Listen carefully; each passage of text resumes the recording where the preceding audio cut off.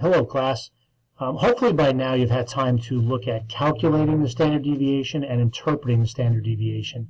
Now what I wanted to do is just give you one other short problem to look at to hopefully pull those two lessons together. So what we're going to do here is we're going to look at a problem, specifically McDonald's. McDonald's has been gathering data of their drive-thrus for years and years now. What they realize is that on average they sell 90 soft drinks per hour in their drive-thru. And they've also calculated a standard deviation of 5. Again, notice we're dealing with populations here, not samples. So by collecting data over and over, day after day, year after year, they calculated that about 90 soft drinks are sold per hour through the drive-thru with a standard deviation of 5. The question is, how many soft drinks would be sold per hour? About 68% of the time.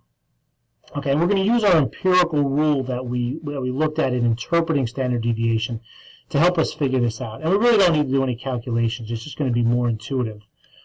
So we know that 68% of observations are captured between one standard deviation above and one standard deviation below the mean, or the average. And we know the average of the mean here is 90 soft drinks per hour. So if we know that the standard deviation is 5, if we go up one standard deviation, we have 95 soft drinks. If we go down one standard deviation, we have 85 soft drinks. So just by applying the empirical rule to this small amount of information here, we know that 68% of observation are within one standard deviation above and one standard deviation below the mean. So to answer this question, how many soft drinks will be sold per hour 68% of the time, it's going to be between 85 and 95 soft drinks. So again, for planning purposes, that could be important for McDonald's to know that, okay, about 70% of the time, I'm going to need 85 soft drinks or more, but really no more than 95 soft drinks. What if we want to get a little more specific here and we change this number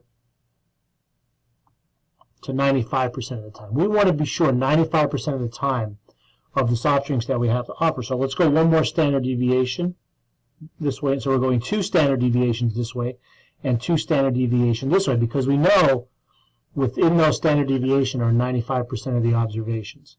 So now this is 80 soft drinks to 100 soft drinks.